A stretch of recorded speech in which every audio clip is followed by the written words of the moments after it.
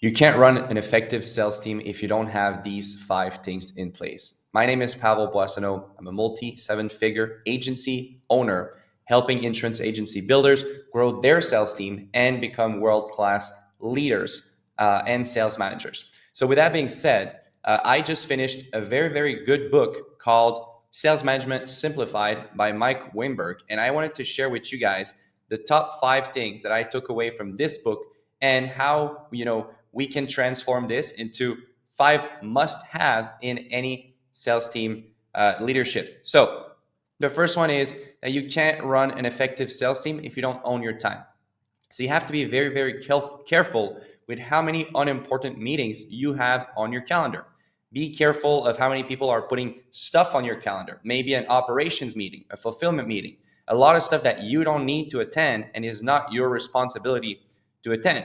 So be careful with that, or just any important meeting or any unimportant meetings or anything that takes away from your time and the time that you can spend using those high leverage revenue generating activities is going to be a no-go, right? So you have to be very selfish with your time because it's a good thing as a sales team leader. Now, what are you going to use your time for, right? You're going to use your time for high leverage revenue generating activities like going in the field selling with an agent, conducting effective sales team meetings, doing sales call reviews, and one-on-one performance and accountability meetings with your agents. So these are some good activities, but unfortunately, if you're stuck on a bunch of meetings, you're not going to be able to do this. And this is your highest leverage revenue generating activity as a sales team leader. Now, secondly, you can't run an effective sales team if you're the only one selling, right? So this is a very good question to ask yourself. Are you the hero or the hero maker, right? This was something that I was very, very guilty of. We've been building our sales team for the last 2 years, and I've always been the main producer, the main person selling. And I kept asking myself, why is that the case, right? And I realized that I had a hero complex.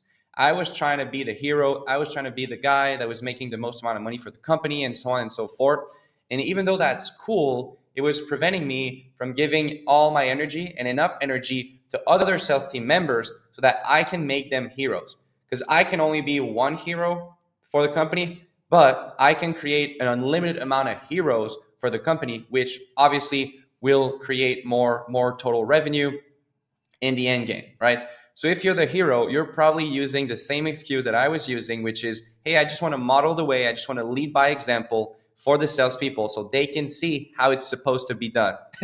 And even though I recommend that you obviously, prove yourself before you become a sales manager or a sales team leader, once you transition from being a salesperson to a sales manager or a sales team leader, and you make that commitment to make this transition, there's no half-assing it, right? You're going to have to make a total commitment like anything else in life. So you can manage, you can sell, but you can't do both at once. Or you can, but you can't effectively do both as once, which is obviously a quote from the book. Another big takeaway is that you need to be investing the most amount of time on your best salespeople, right? So it's kind of like contrary to what a lot of people think. So, for example, what I was thinking is like, hey, this guy is doing great. He doesn't need my help. He's going to figure it out. But I was spending that energy with people that were not doing so good on trying to make them do good, which is obviously not what you want to do, because then maybe that great salesperson is eventually going to leave you because they don't believe that you are giving them all the support that they want or need and so on and so forth, or the appreciation. And therefore, I've come to a realization, thanks to this book, that you really need to be spending the most amount of time training and focusing on your top salespeople and making them the heroes, right? So that was a big mindset shift for me that I'm sure is going to pay off, tremendous dividends. Now, here's another one. You can't run an effective sales team if you have mercy on the operations team. So these are 3 quotes from the book. Your job, number 1, your job is not to have mercy on operations. Your job is to bury the bastards, right? Another one is the sales car has only one pedal, and it's the small one, the skinny one on the right. So our job as sales leader is to keep the RPMs up and the sales engine in the power band. In other words, there is no braking. It's hard enough to build enough momentum in a sales team where you get it going good enough that you never want to slow down, right? It is not your problem. It is the fulfillment, the admin team, or whoever else's problem if you have too much work. Or if you're the business owner listening to this video, well, it's a good thing to have a sales problem. You just need to build your operation up, hire an admin assistant, whatever you have to do to be able to fulfill that demand. But never, never slow down your sales team. Okay. It will cut the momentum, it will cut their spirit, and it's going to be very, very hard to recover from this. So there's only one gas pedal, there's only one pedal for the sales team, and it's the skinny one on the right. So that I thought was a very good takeaway, because previously in the past we have stopped our sales team. You don't want to do that. Now here's another one. You can't run an effective sales team if you don't have a valuable sales call. So you need to ask yourself this question: are your people making the kind of sales calls where the customer at the end would be willing to write a check just for the value provided on this sales call, because the sales call did something so useful for the customer that the customers actually value it? So here's the thing: if your salespeople lead with their offerings, right, they are pretty much admitting that they cannot bring value to the equation. And essentially, indirectly, they're telling the customers that you guys are very, very commoditized and productized, and therefore the customer is going to make a commoditized purchase decision, which is obviously what you don't want happening, right? So if we know that to be true, then what can we do as a sales team leader to make sure that our salespeople are providing a lot of value on the call? My personal takeaway is that you should treat the sales calls as a mini consulting call. You should do a very detailed info gather, and the whole purpose of the info gather is to deeply understand the problem of our customer or potential recruiter, whatever it is, right? And then what's their pain point? What is their desired state? What is everything that they tried to get from one to another? And therefore, at the end, we're going to know how to position our solution as the easiest, fastest, and more secure way for them to go from where they're at to where they want to go.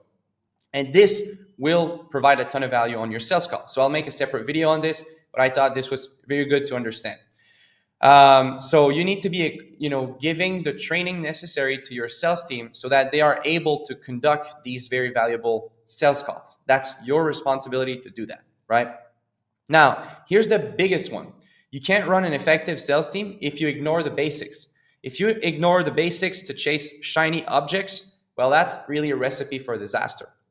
So instead, you should focus on building a culture where only results matter and excuses don't, where standards are extremely high, where you are expected to win, and where wins are celebrated big, okay?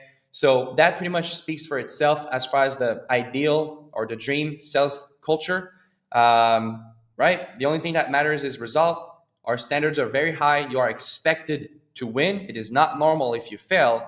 And when you win, we celebrate you big. So this sounds pretty good for any salesperson, any agent. Now, as far as the basics that you as a sales manager should do on a daily basis, well, you should have very, very effective tracking, which helps you or someone on your team produce very detailed marketing and sales reports. So if you don't have tracking, you have a problem. You are ignoring the basics, right? You should conduct a daily sales team meeting and a weekly or monthly one-on-one for each of your agents, which I will make separate videos on how to conduct those meetings the right way, obviously. And then lastly, you should have qualitative end-of-day reporting. So a lot of people have quantitative end-of-day reporting where their salespeople just say, hey, I had this many calls, this many dials, this many no's, this many yes, but they don't have the qualitative. How are you feeling? What happened on these calls? And the qualitative data is really the thing that's going to help you conduct better and more valuable daily sales team meeting, especially when it's time to do trainings on those daily meetings. So hopefully you had one or two golden nuggets from this video, and I would definitely encourage you to subscribe to this channel because we're going to have videos like this, multiple times a week. Therefore, if you like this kind of value, definitely subscribe, and I'll see you in the next video.